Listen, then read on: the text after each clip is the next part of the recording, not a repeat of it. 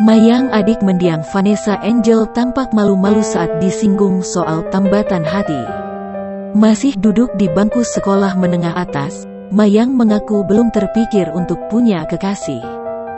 Kendati demikian, Mayang sudah punya sosok idola yang ia jadikan tipe pacar.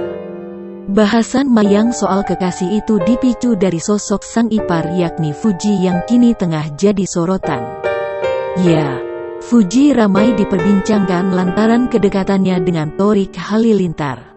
Seolah tak mau kalah dari Fuji yang sudah punya gebetan, Mayang pun mengurai tipe pria idamannya.